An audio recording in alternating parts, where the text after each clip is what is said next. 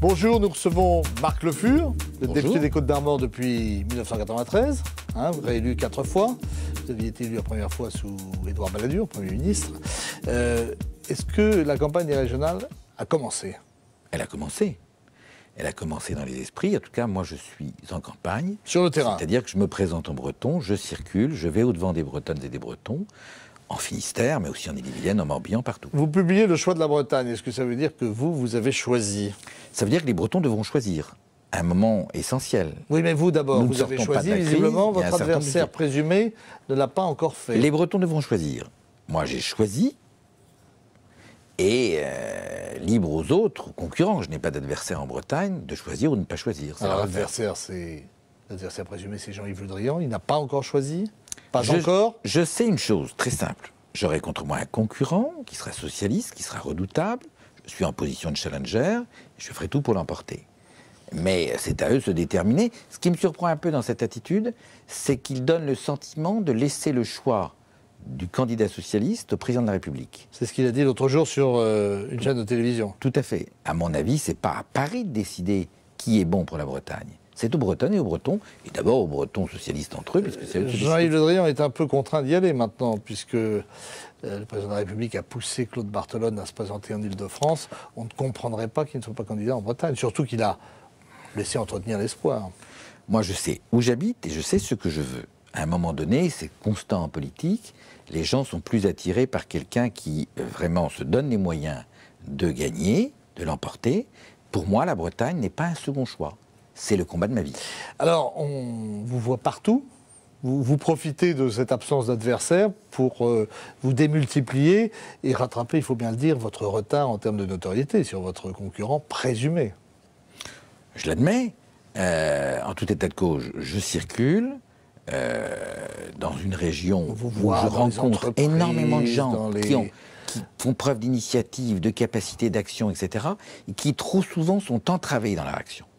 Pour ça, l'un de mes objectifs de campagne, l'un de mes axes de programme demain, c'est d'encourager tous ceux qui, d'une Là, manière vous- ou d'une autre, sont des pionniers. Vous faites qui veulent faire allusion à quelque quoi? À chose. la complexité administrative? Je suis à la du côté bureaucratie? de ceux qui se bougent et qui sont aujourd'hui entravés dans leur action, qu'ils soient chefs d'entreprise, qu'ils soient artistes, qu'ils soient petits maires dans une commune de taille modeste, qui veulent sortir du quotidien et de la routine. Je suis du côté de ceux-là qui veulent rester dans la vraie tradition bretonne, c'est-à-dire l'initiative, la capacité à faire des choses, collectivement bien évidemment, et la capacité d'une réussite qui concernera l'ensemble de la Bretagne. Alors la Bretagne, comme d'autres régions françaises, c'est pas la plus en difficulté, mais enfin elle souffre quand même du chômage et de la désindustrialisation. La Bretagne a bénéficié d'un pacte. Vous estimez que ce pacte n'a pas été rempli, que l'État n'a pas tenu ses promesses? La Bretagne souffre de la crise. L'an dernier, nous avons perdu dans le seul secteur du bâtiment 2400 emplois salariés. La crise agricole est considérable. Tout le monde est obligé d'admettre, en porc, en bovin, etc. On a des crises qui heurtent différents secteurs, même s'il y a quelques éléments qui, j'espère, se concrétiseront et qui sont positifs. Donc, en pleine crise, au terme de l'année 2013, rappelez-vous-en, on a eu un Premier ministre venu nous promettre 2 milliards d'euros. Et son successeur, M. Valls, 3 milliards d'euros. Rien n'est venu, et même nous avons un contrat de plan qui est moins bon que l'ancien contrat de plan. Nous perdons 200 millions. Nous sommes la 7e région en termes démographiques, nous serons la 13e en termes de crédit d'État. Il y a eu Donc quand on même a perdu. pas mal de réunions chez le Ah, il y a beaucoup de réunions. préfet régional, on nous M. a Stroza. on nous a baladés, on nous a promenés, il ne s'est rien passé. Je prends un exemple très concret. Ifremer. C'est pas énorme, mais c'est quand même un beau symbole. Le siège d'Ifremer. On devait avoir 100 emplois salariés. Qu'est-ce qu'on vient d'apprendre? C'est que non seulement on ne parle plus du siège, mais on est en train aujourd'hui de fermer un certain nombre de stations d'Ifremer, en particulier dans le Finistère. Et pour ce qui est du siège, je n'ai toujours pas de calendrier. J'ai posé très explicitement la question au Premier ministre, je n'ai toujours pas de calendrier. On a Donc beaucoup de com, peu beaucoup d'actes de com. concrets. Les 2 milliards, on ne les a pas vus, les 3 milliards encore moins. Concrètement, la Bretagne n'est pas dans les priorités gouvernementales, et même les décisions importantes en termes d'identité, mais qui ne coûtent pas grand-chose au gouvernement. le 5e département, la Bretagne à 5. Alors, on va y revenir. Mais d'abord, le président Larcher a dit à Nicolas Sarkozy qu'il n'était pas question, selon lui, de revenir sur la réforme territoriale.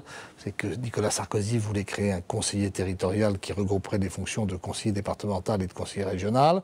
Ça a été supprimé par les socialistes. Mais Larcher dit à Sarkozy, assez de réformes. On ne change plus. Vous êtes d'accord ? Ce qui est sûr, c'est que Nicolas Sarkozy s'est engagé à revoir la carte. Il a écrit, et j'espère que cette carte sera revue. Nous, ce que nous souhaitons, c'est la Bretagne à 5. Alors revenons sur ce sujet. La fusion des régions, vous êtes contre ? Je suis pour la Bretagne à 5, avec 4,5 millions d'habitants. La Bretagne pèserait au niveau national, pèserait au niveau européen. C'est la taille du Danemark. Mais en l'état actuel des choses, c'est pas possible. Le droit d'option a été refusé. Hélas. Donc il y avait le choix entre la fusion de la Bretagne et les Pays de Loire ou la Bretagne seule. C'est ce qui se passe aujourd'hui. Moi, je suis très clairement pour qu'on leur remette cette affaire en chantier, qu'on rouvre ce dossier et qu'on donne la possibilité à la Loire-Atlantique de revenir. Donc vous n'êtes pas d'accord avec Larcher ? Vous pensez que Larcher a tort de dire statu quo ? Je sais ce que je veux, et je sais également, on le sait bien, que le Sénat est traditionnellement conservateur. Est-ce que c'est pas réouvrir un énorme chantier ? C'est très compliqué, je le sais.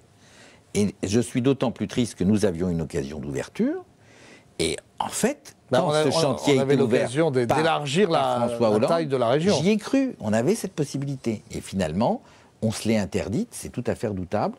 En tout état de cause, moi je constate, en circulant beaucoup en Bretagne, que les Bretons sont considérablement déçus, et en particulier, bon nombre des 56% qui avaient donné leur soutien à François Hollande, et bon nombre de ceux qui, Jean-Yves Le Drian, s'est interdit la possibilité d'élargir la taille de la région au Pays de Loire, au motif de préserver l'identité bretonne.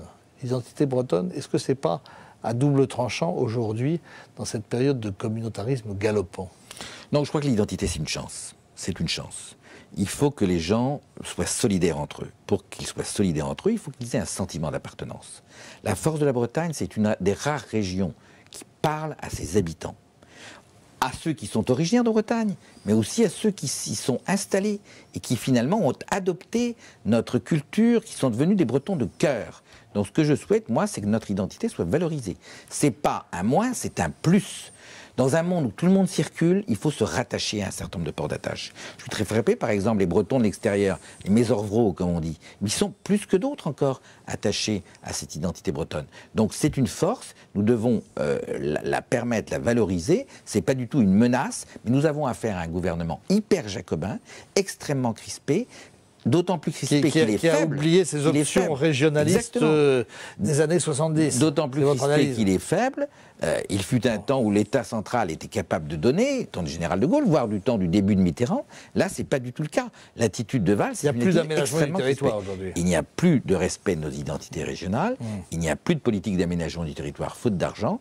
Nous, ce que nous demandons, c'est moins d'impôts, moins de contraintes. Laissez-nous être bretons, laissez-nous travailler, laissez-nous la possibilité d'entreprendre. J'étais encore, pas plus tard que ce matin, chez Douge, avec Gaël Nicolas, qui mènera notre liste. Alors il y a eu une forte restructuration des industries agroalimentaires, notamment chez nous, qui est repartie, mais enfin qui a laissé sur le carreau plus d'1 millier de salariés.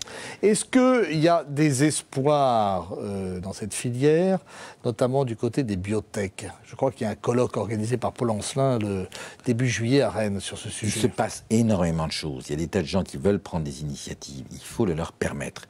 Mais quand je vois que dans ce pays, on n'est pas capable de faire une simple usine laitière, je prends l'exemple de la Cille qui voulait s'installer dans le Finistère, qui n'y parvient pas.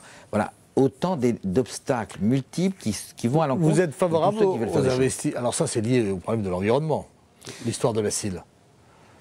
Il y a trop de contraintes environnementales aujourd'hui qui pèsent sur... Il y a trop de contraintes réglementaires d'une manière générale. Si on admet que la priorité, c'est l'emploi, tirons-en toutes les conséquences. Les investissements chinois en Bretagne, vous êtes pour? Ah bon, qu'il y ait des capitaux venant de l'extérieur qui permettent la création d'emplois, pourquoi pas, au contraire. Mais ce que je souhaite surtout, c'est que nous ayons un véritable développement fait par des Bretons au bénéfice de l'emploi en Bretagne que les initiatives qui sont multiples, qui existent, se développent, qu'on sorte un peu de cette culture où on attend tout de la puissance publique, de la commande publique. Surtout qu'elle ne donne plus beaucoup. Elle ne donne plus grand-chose, elle n'a plus guère de moyens. Il va falloir se débrouiller par soi-même. Les Bretons savent aussi prendre leur destin en main. À la condition qu'on leur laisse les moyens de se débrouiller. Alors, il y a un sujet qui vous énerve beaucoup, c'est la ratification de la Charte des langues régionales. Pourquoi ? Moi, j'ai toujours été partisan de la ratification de la Charte. Je crois que ça ne changera pas grand-chose en termes concrets, mais c'est un beau symbole et c'est aussi une garantie européenne, puisque lorsque nous l'aurons ratifié, la loi européenne s'imposant, eh bien, il n'y aura pas de retour en arrière, donc il faut le faire. Je regrette que ça n'a pas été fait, alors qu'il y avait des engagements de pris. Je regrette que ce sujet ressorte à des fins strictement politiciennes, pour dire on fait quelque chose pour la Bretagne. C'est vrai qu'ils n'ont pas fait grand-chose pendant 3 ans. Je regrette encore plus que nous avons maintenant connaissance de l'emploi du temps de l'Assemblée et du Sénat pour le mois de juillet. Ce sujet ne figure pas. Donc on nous en parle, mais rien ne se passe de concret. Ratifions la charte, revenons et remettons sous l'ouvrage la question de la Bretagne à 5. Donnons aux Bretons la possibilité de se développer, de faire des choses. On est dans une région où il y a une véritable solidarité. Ça représente quoi le Breton encore aujourd'hui ? C'est quelque chose, on est un petit peu dans la nostalgie. Non, on n'est pas dans la nostalgie.